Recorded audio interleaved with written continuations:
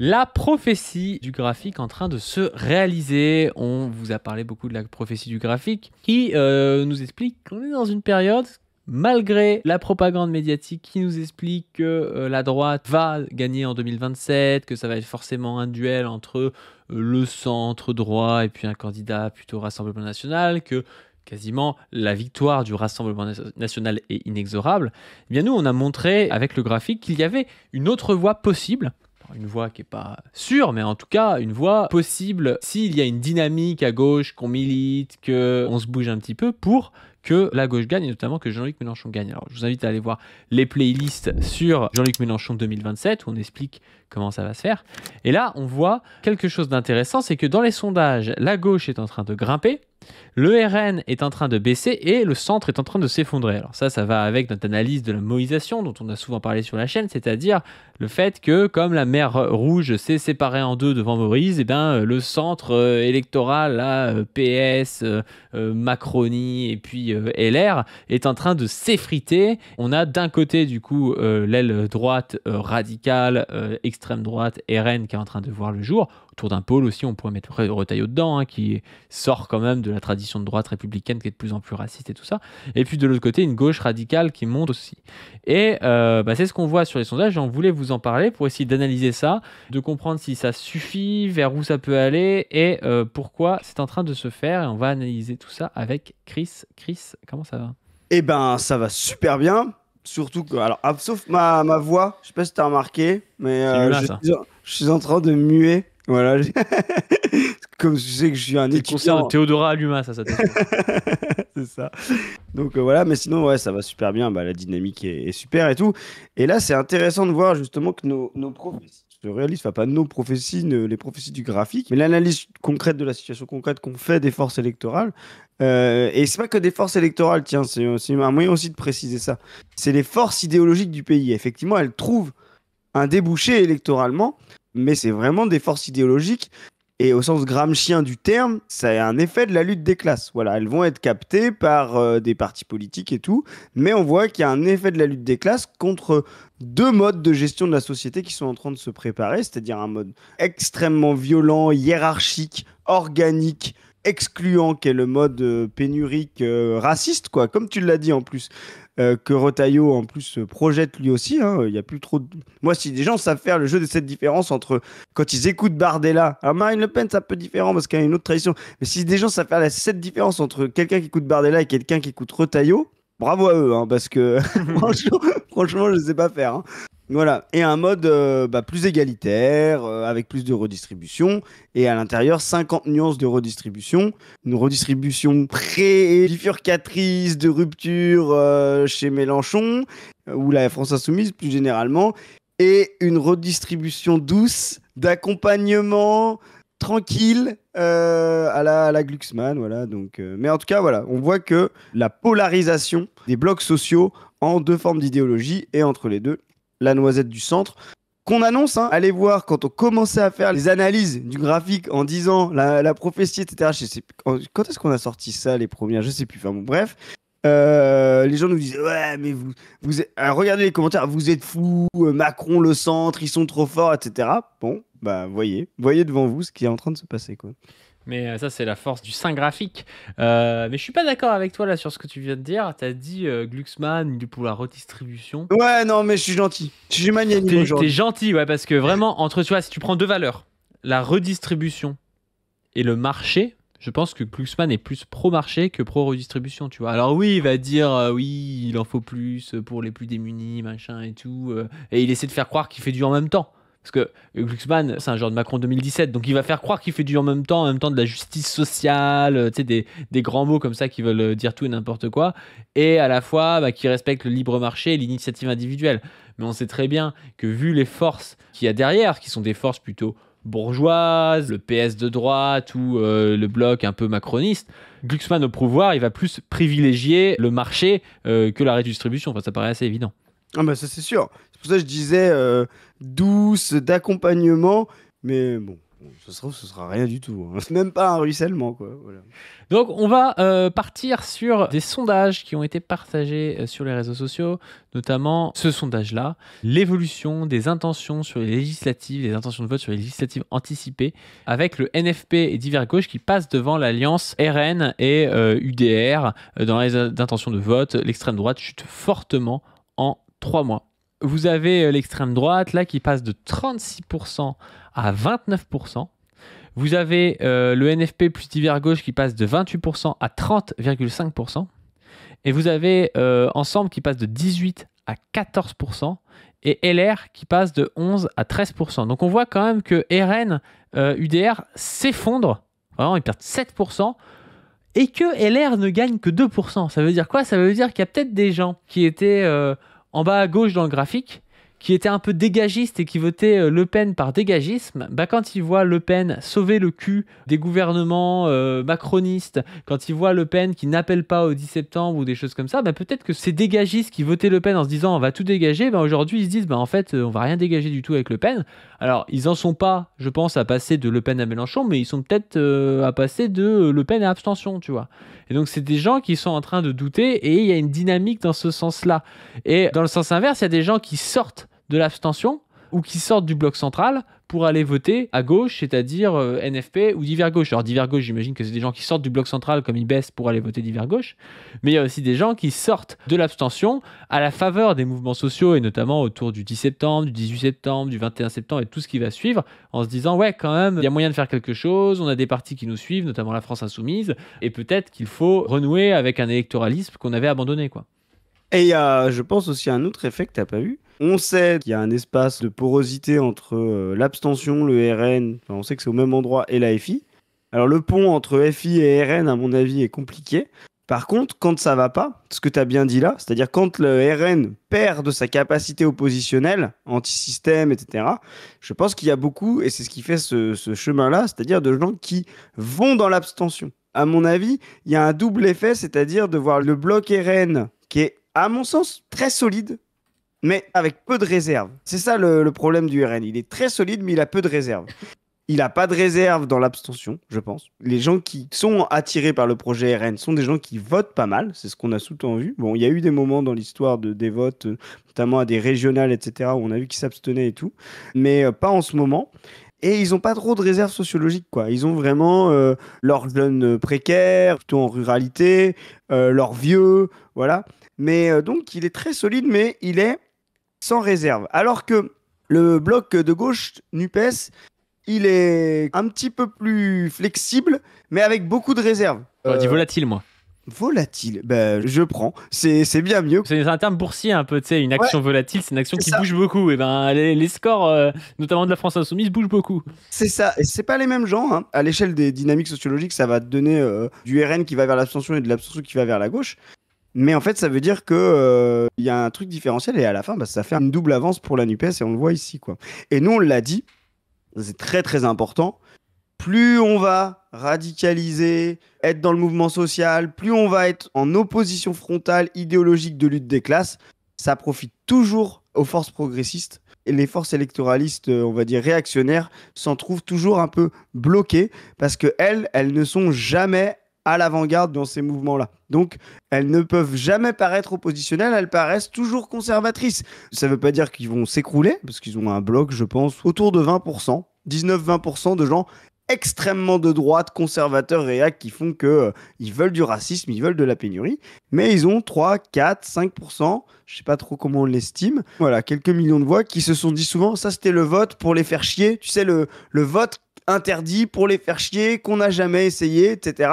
Eh ben, moi je le dis, il va falloir, et on l'a dit, hein, il faut que Mélenchon et la gauche de rupture puissent apparaître comme « Ah, mais en fait, cette gauche-là, ce programme-là, c'est celui-là en fait qu'on n'a jamais essayé. Parce que le programme de Bardella, c'est celui de Macron en plus raciste, on l'a déjà essayé, c'est celui de Retailleau, alors que finalement, le partage social, la confiscation des héritages à un certain seuil, la planification, ça, on n'a réellement jamais essayé, quoi. » Et ce qui est marrant, je trouve, c'est cette force du bloc de droite, moi que je rejoins parce que je trouve qu'ils ont un peu la même idéologie, c'est les Républicains et Reconquête, qui, eux, quand il y a un mouvement social, ne s'effondrent pas parce qu'ils n'ont pas de dégagistes, en fait. Quand t'es dégagiste, que tu votes Le Pen et que tu vois que pendant le mouvement social, en fait, elle chie à la gueule, qu'elle continue à être la dernière à vouloir censurer le ministre parce que Bardella a dit qu'il faut être républicain, je sais pas quoi. Enfin, tu te dis, mais il se fout de ma gueule, en fait. Mais quand tu es de Reconquête et des Républicains et que tu vois qu'il y a de la pagaille, tu vois, tu te dis non, mais il faut envoyer les flics, il faut défoncer tout le monde, il faut un homme fort et tout. Et donc, du coup, ces blocs-là ne s'effondrent pas forcément pendant les mouvements sociaux, tu vois. On voit bien que c'est deux droites différentes avec pas la même sociologie. Les Républicains et Reconquête, c'est des gens plutôt bourgeois, alors plus ou moins fascistes. Bon, aujourd'hui, c'est quasiment le même niveau en réalité, mais c'est vraiment ce bloc-là qui est mobilisé, qui est un bloc plutôt en haut à droite du graphique ou alors en bas à droite, c'est-à-dire à la fois des gens en haut à droite qui gagnent beaucoup d'argent, qui sont des patrons et tout, et à la fois des gens en bas à droite qui sont des agriculteurs, des petits entrepreneurs, des choses comme ça, mais qui sont aussi très réactionnaires et très libéraux, quoi.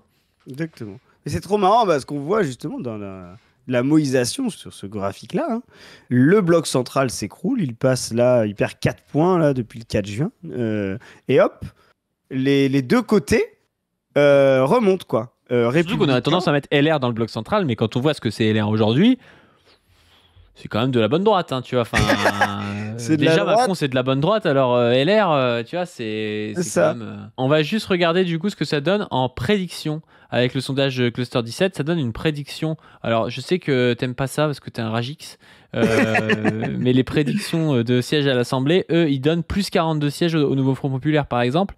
Ils donnent 135 sièges, donc moins 3 sièges au Rassemblement National.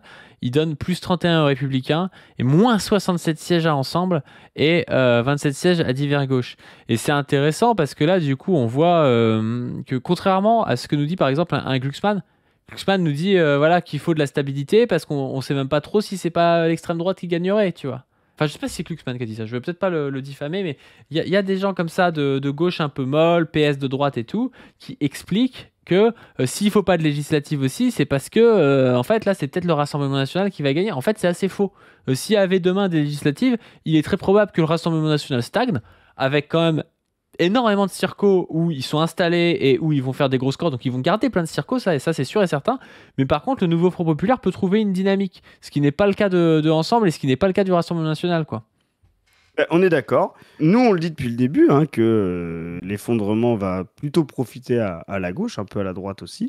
Mais voilà, c'est notre prévision depuis toujours. Et surtout, on dénonce l'arnaque RN qui serait aux portes du pouvoir, etc. Voilà. Le RN a atteint un maximum. Il n'a pas les moyens d'aller conquérir 230, 240 députés. Et c'est même d'ailleurs ce qui a permis comme ça permet à Macron de gagner le second tour, ça a permis aussi à Ensemble de sauver les murs, de faire en sorte que des candidats NUPES se désistent pour lui et qu'il n'y ait pas de triangulaire, tu vois, au second tour des législatives de 2024. Je pense que même sans ces désistements, il n'y aurait pas eu une majorité absolue du RN à l'Assemblée nationale parce que ça n'a aucun sens sociologique et politique. Donc on va regarder un petit peu le sondage des législatives chez Cluster 17 plus largement. J'aime bien ce qu'ils font, c'est une bonne idée. C'est pas du tout la même chose que nous on fait, mais ils essayent de faire effectivement des regroupements. Alors, nous on fait des regroupements socio-économiques. Eux, ils font des regroupements purement idéologiques. Ils font des boîtes idéologiques qu'ils appellent multiculturalistes, je sais pas quoi, les conservateurs, les républicains. Et après, ils redressent leur sondage avec ça. C'est une méthode qui est pas inintéressante, que je trouve pas si puissante que ça, mais qui mérite d'être interrogée. Nous, quand J'ai pas compris, ils font quoi du coup avec ces boîtes multiculturalistes et tout ça? En fait, ils vont catégoriser un peu plus finement idéologiquement. Tu sais, quand tu fais rentrer un sondage, tu vas dire est-ce que toi, t'es un homme, une femme, un ouvrier. Enfin, c'est classiquement les choses, tu vois. Eux, ils vont rajouter un questionnaire. Je sais pas si tu étais déjà inscrit sur Cluster 17. Moi, j'ai déjà fait. Voilà. Donc, moi, je suis un multiculturaliste, tu vois. Tu réponds à plein de questions sur Cluster 17 et puis il te donne ton cluster. Voilà. Il dit, bah ouais, vous êtes dans le cluster des multiculturalistes. Voilà. D'autres, tu vas dire, ah, vous êtes dans le cluster des patriotes, je crois. Tu vois, ou voilà. Et cette catégorisation-là, avec la dynamique depuis plusieurs sondages de comment votent ces clusters-là, ces clusters idéologiques, ils essayent de faire des redressements, voilà, et du prédictif à partir de ça. Voilà. D'accord, ouais. Ah oui, c'est étonnant comme truc. Ouais. Bon, du coup, là, ce qu'ils nous disent, c'est sondage d'élection législative anticipée, Cluster 17 pour Le Point. Le RN en tête, mais en recul, le bloc central en grande difficulté. Alors que l'Assemblée nationale vient de refuser la confiance à Bayrou en traversant ses démissions et celle de son gouvernement, notre sondage Cluster 17 pour Le Point révèle plusieurs grandes tendances en cas de dissolution et d'élections législatives anticipées. Avec 29% de toutes les hypothèses, le RN associé à l'UDR, le parti d'Éric Ciotti, trône en tête des intentions de vote mais apparaît tout de même en recul. Le Rassemblement national et l'UDR avaient en effet obtenu à eux deux plus de 33% des voix au premier tour des élections législatives anticipées de 2024. Ah ouais, donc ils perdent quand même 4% des voix au premier tour, c'est énorme. Hein. C'est énorme. En l'état, l'extrême droite perdrait donc plus de 4 points partagés entre Reconquête, qui obtient entre 4 et 4,5% d'intention de vote, contre moins de 1% des voix en 2024, et les Républicains. Alors ça, c'est pareil, ça dépend de la dynamique. C'est un peu le problème des sondages, tu vois. C'est que selon la dynamique qui est en cours, s'il y a une campagne Bardella, Premier ministre, et qu'il est annoncé, machin et tout, il y a plein de gens qui voteraient peut-être Reconquête qui vont voter RN, tu vois. Donc est-ce que c'est si vrai que ça? Je sais pas, tu vois. Mais de toute façon, c'est le premier tour et c'est pas, il va pas y avoir beaucoup de gens le premier tour. Là, pour moi, c'est un peu bidon. Hein. Ils ont fait un score catastrophique, Reconquête. Je pense que à la fin, personne va voter Reconquête. Donc, je pense qu'il y a un petit peu de réserve là-dessus. Mais moi, je pense vraiment, je te dis qu'ils s'érodent avec l'abstention. Ils vont s'éroder avec l'abstention. Je pense qu'il y a plein de gens qui commencent à ne plus croire dans ce parti comme force oppositionnel à tout le reste. Tu vois, c'est ça qui était spécifique au Rassemblement national. C'est que il était pas simplement oppositionnel à la gauche, il était vu comme oppositionnel pour des gens de droite, à la droite et à la gauche, tu vois. Et c'est ça que nous on veut avec Mélenchon. C'est qu'on veut qu'il soit oppositionnel à la droite, à l'extrême droite forcément, mais ça il n'y a pas besoin de le prouver, mais aussi à la gauche de Glucksmann. Et c'est ça d'être anti-système, quoi. C'est quand tu es oppositionnel à tous, et pas que tu apparaisses comme un équivalent, un changement de degré et non pas de nature face à un bloc, quoi. Là, à la fin, il nous explique, en partant fragmenté, la gauche améliore légèrement son score global. Ça, on l'a déjà dit de nombreuses fois.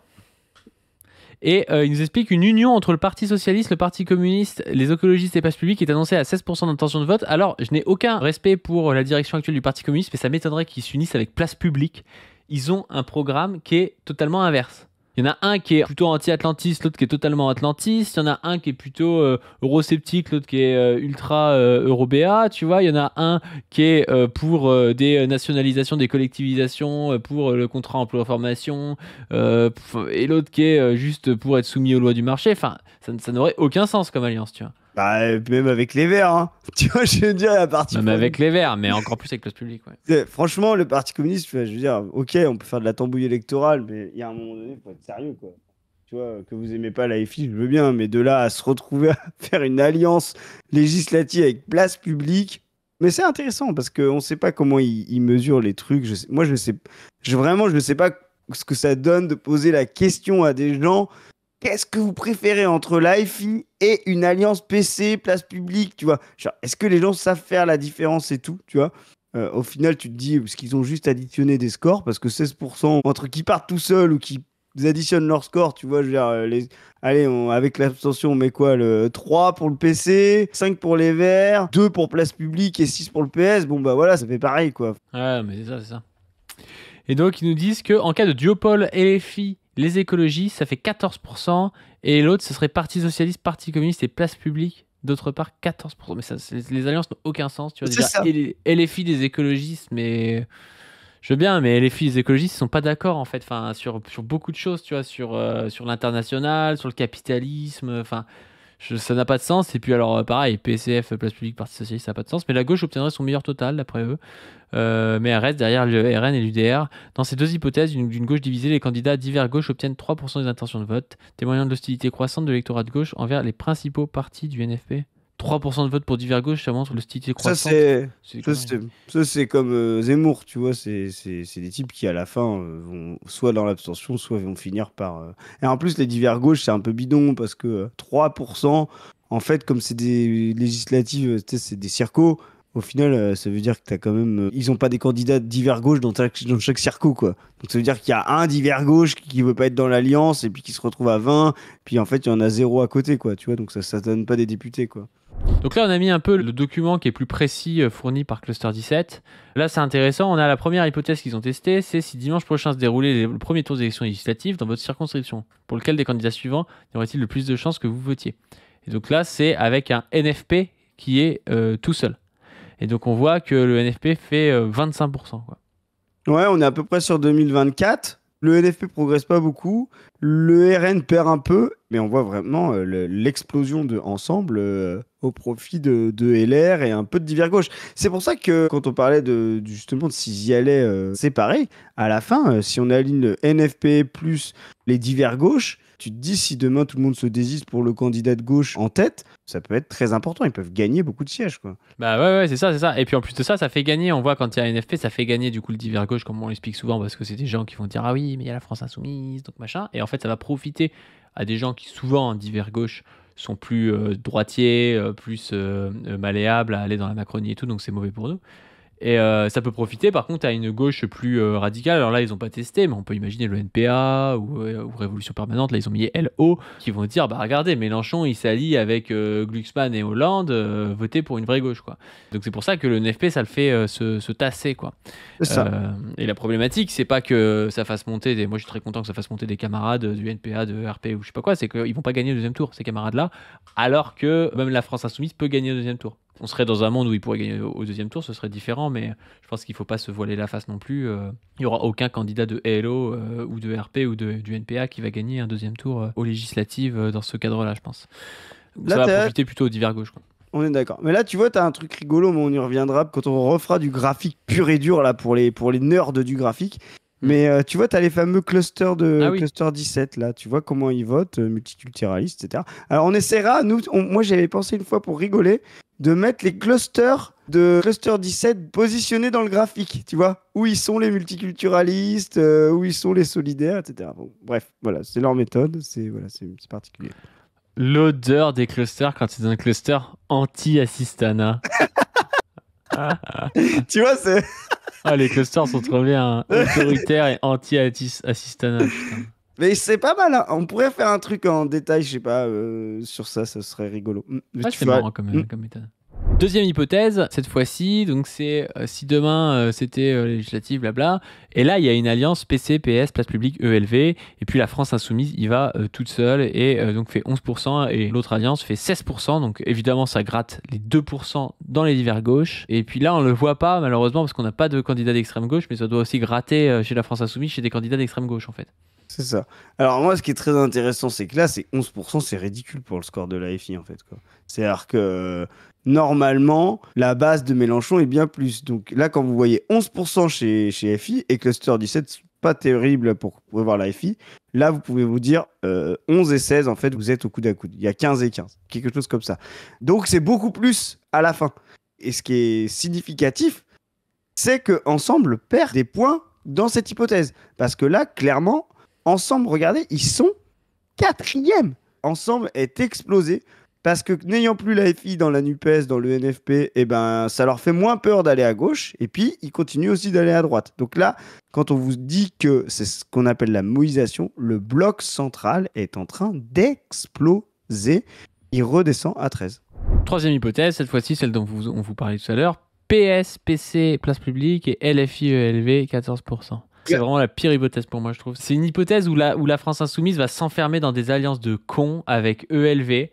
Pour gagner, certes, ils vont peut-être gagner 3% sur le papier d'électeurs un peu bourgeois de ELV. En haut du graphique.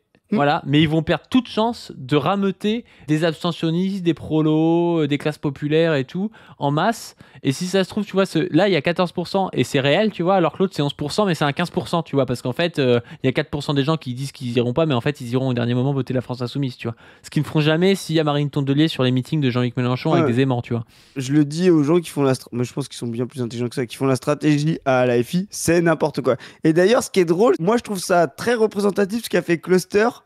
Vous voyez, l'AFI est quand même beaucoup plus importante que LV, mais dès qu'on met un peu de LV, la barre devient verte. Tu vois, et en fait, ça, c'est la représentation normale des gens de ce qui va se passer dans leur tête. Si vous mettez un petit peu de vert dans l'AFI, vous allez passer pour un vote écolo. Et donc, vous allez perdre toutes les classes populaires qui détestent ce vote-là. Tu vois, normalement, ils auraient dû faire soit un truc mi-vert, mi-rouge, ou plutôt rouge et un peu de vert. Et ben non, ils ont dit, ah, ils sont alliés avec les verts. Et ben c'est exactement ce qui se passera dans la tête des électeurs. Ils diront, ah, ils sont alliés avec les verts. Ah, bah voilà, ce Mais sera c'est ça. Le seul truc où ça peut marcher, c'est sur les européennes. Parce que sur les européennes, tu te dis, bon, il y a surtout des bourgeois qui votent, donc tu te mets avec les verts. Mais encore, moi, je suis pas pour. Hein. Mais tu vois, je comprends qu'ils veuillent se mettre avec les verts, tu vois. Mais dans des élections où ça peut voter massivement, parce que là, demain, s'il y a dissolution, ça va voter massivement, tu vois. Va y avoir à la fois des gens qui vont voter en se disant il y a le risque fasciste, des gens qui vont voter en se disant il y a la mobilisation sociale. Enfin voilà, je pense que ça va voter massivement. Et donc, quand ça vote massivement, il faut surtout pas s'allier avec les bourgeois de LV. Et juste, moi, j'ai envie de dire, ce que je trouve quand même déplorable, c'est qu'il n'y ait pas une hypothèse qui est la plus logique, qui serait PC LFI et ELV Place Publique PS. C'est qui seraient les hypothèses les plus logiques. Mais ça renvoie à ce que tu racontais dans une autre capsule où tu disais quand on a la même politique, ça frite au niveau des appareils parce qu'en fait on se partage les mêmes places et les mêmes postes. Et c'est exactement ça, c'est-à-dire que LFI et le PC peuvent pas se piffer parce qu'en fait ils sont partagés le même électorat et le PC s'est fait baiser, tu vois. Et enfin le même électorat cible. Et pareil, ELV et Place Publique et le PS se partagent le même électorat cible et donc du coup ne peuvent pas se piffer parce qu'ils se marchent dessus, quoi. C'est ça. Donc ça, moi, ça me paraît complètement hypothétique et ça n'a aucun sens. Mais c'est intéressant de montrer que, bah, vous voyez, dans cette config-là, bah, la gauche totale fait plus. Alors moi, ce que je trouve dommage, c'est qu'il n'y a pas eu l'hypothèse la plus cohérente. C'est qu'en fait, ils touchent chacun de leur côté, en fait. Hein. Moi, j'ai quand même du respect pour les camarades du Parti communiste. Jamais le Parti communiste n'ira avec Place Publique. Ah. J'espère qu'ils me donneront pas tort. Et donc, moi, je vous le dis, demain, si chacun a son parti au premier tour, vous verrez, et que on fait un accord républicain, mais ce qui a été le cas en 36, etc., c'est-à-dire que tous les autres partis de gauche se rangent derrière le candidat en tête aux législatives, vous verrez que la gauche peut faire 35% face à un 29% du RN dans une législative, quoi. Ouais. Et donc, on va finir la compo, ça c'est très intéressant, mais tu vas voir que ça, on commence à voir la prophétie du graphique intervenir, on voit l'explosion de Ensemble. Là, t'as vu, ils sont à 12,5. Ils sont à 12,5. Ce qui est trop marrant, c'est que dans une alliance sans les Verts, sans la FI, t'as vu ou pas, PCPS perdent un peu de gauche, mais ils gagnent de la droite et ils gagnent de Ensemble. Ouais. Tu vois, parce que par rapport à l'hypothèse 2, LR et Ensemble sont plus bas. Ça veut dire que, en fait, quand tu mets PS, PC, Place Publique, il y a des gars qui votaient Rotaillot ou qui votaient Édouard Philippe ou Attal qui disent oh, finalement, c'est pas mal. Bon, Glucksmann Roussel, pas mal. Tu vois, peut-être qu'au-delà de ça, tu vois, les pourcentages aussi augmentent et se tassent pour les autres parce que peut-être que ça fait sortir des gens de l'abstention aussi, tu vois. Oui, bien sûr. C'est peut-être ça, tu vois. Mais moi, je pense que oui, quand t'enlèves LFI et ELV, tu peux avoir du droitier qui rentre. On va terminer avec ce sort de graphe là qui représente une accumulation de sondages, en fait une analyse de plusieurs sondages regroupés. C'est donné par le site Toute l'Europe. Et donc on voit la droite là qui est plutôt en train de chuter, et puis on voit le NFP qui est plutôt en train de monter, on voit le centre plutôt en train de chuter aussi, on voit LR pareil qui est plutôt en train d'augmenter comme on avait vu tout à l'heure, et puis voilà, c'est des dynamiques qui ressemblent en fait à la dynamique que nous montrait le cluster. Hein. Ouais, tu vas voir, mais ce qu'il montre c'est très intéressant, c'est beaucoup plus intéressant que le graphique. Donc on voit là effectivement l'extrême droite. C'est intéressant que le graphique que le graphique de cluster. Il n'y a rien de plus intéressant. Pardon. C'est chaud, hein. Oh l'apostat, le crime d'apostasie à deux doigts de voilà, de blasphème même. Non, tu vois, ce qui est intéressant, c'est vraiment la chute continue du RN. Voilà, en période d'augmentation de la colère sociale, et ça c'est pour moi très significatif. Et puis là, tu vois, on voit un petit peu stabilité de la droite, et on voit les NFP qui montent en fonction de la colère sociale, et le centre qui est en train de tomber. Ça, alors on peut se dire, bon bah voilà, il y a un déport du centre vers la gauche, et c'est ce que nous on prévoit. On va regarder parce que tu vas voir, ils montent les dynamiques avec la gauche désunie. Ouais. Et on va voir où ça se fait justement le déport. Hop, là c'est la dynamique avec la gauche désunie. Donc là c'est PS Place Publique, ELV, hop, qui est en train de monter. Et regardez la croisement de courbes hallucinant entre ça ouais. et la stabilité de la France Insoumise. Vous voyez ? La France Insoumise reste là, ouais. En fait, c'est vraiment les deux. C'est exactement ce que nous on prévoit. Tuons le centre en organisant la guerre des deux gauches. On a la base de l'AFI et qui ne bouge pas, et qui ne savent pas prévoir, etc. Ils le mettent à 10-11. Je rappelle que dans les derniers sondages de présidentielles ou de législatives avant les scrutins, la base qu'ils mettent là à 10-11, ils la mettaient à 6. Hein. Donc là, déjà, quand vous voyez 6, vous arrivez à 22. Là, ils la mettent à 10. Donc imaginez ce que peut l'AFI dans ces modes-là. Et regardez la guerre des deux gauches, le centre est en train d'exploser face à cette dynamique de gauche, Glucksmann, PS, etc. Voilà. Là, vous avez devant vous exactement les courbes du graphique. Et là, en plus, comme je vous le dis, tout ça, c'est des sondages IFOP, Ipsos, enfin, de plein de sondages qui sont agrégés, accumulés. C'est un beau travail que fait toute l'Europe, là, d'accumulation de données. Et donc, ça donne vraiment des dynamiques et ça pondère les sondages entre eux, entre les méthodes de cluster, entre les méthodes d'Ipsos, etc. Voilà. Ouais, bah c'est intéressant, hein, ça confirme un peu ce qu'on racontait depuis le départ. Hein. Et petite montée de la droite qui grappille, à mon avis, un peu du RN. Ça, c'est petite dynamique retaillot, je pense. Voilà, tu vois, un petit peu. Ouais, la dynamique retaillot, mais je pense que le jeu que joue le RN aussi, c'est de se dire qu'ils ont un peu de l'avance, tu vois, au premier tour. Alors pour législatif, c'est peut-être un peu différent, mais pour la présidentielle, en fait, la question que je vais poser, c'est est-ce que le fait qu'ils perdent un peu au premier tour, ils sont pas en train de gagner au deuxième tour, tu vois? C'est-à-dire que ce qu'ils perdent en mobilisation d'un électorat au premier tour qui est acquis, est-ce que ça se compense pas par le fait que dans un deuxième tour, comme ils apparaissent plus de droite, classique, qui va pas remettre en cause les réformes néolibérales et tout, est-ce qu'ils gagnent pas plus des points au deuxième tour, tu vois? Est-ce que c'est pas ça qu'ils sont en train de jouer en se disant il va falloir qu'on arrive à mobiliser l'électorat de Retailleau qui ne viendra jamais chez nous si on a un discours dégagiste 10 septembriste, tu vois? Et donc ils disent bon, on n'appelle pas au 10 septembre, on renverse pas le Premier ministre, on fait vraiment les serpillères, quitte à perdre 2-3 points au premier tour, mais au deuxième tour, ça va nous faire gagner en fait l'élection. Oui, mais moi je crois que le risque, c'est qu'ils perdent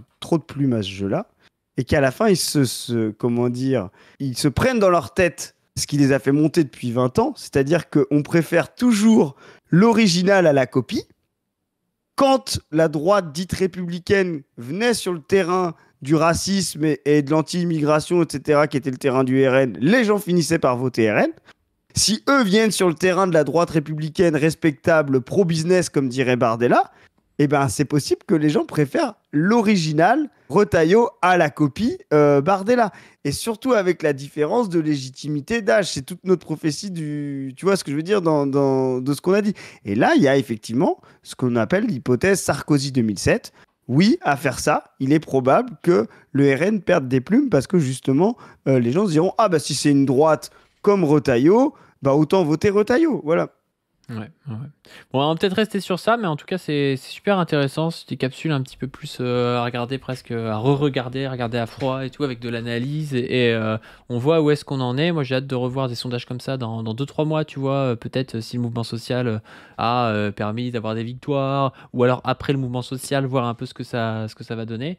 Je sais pas si tu as un dernier mot de la fin. Non, un dernier mot, moi, c'est juste... on vous montre ça parce qu'on pense que c'est la situation réelle, mais aussi pour vous montrer, ne croyez pas le discours de il faut forcément une gauche unie pour battre le RN, etc.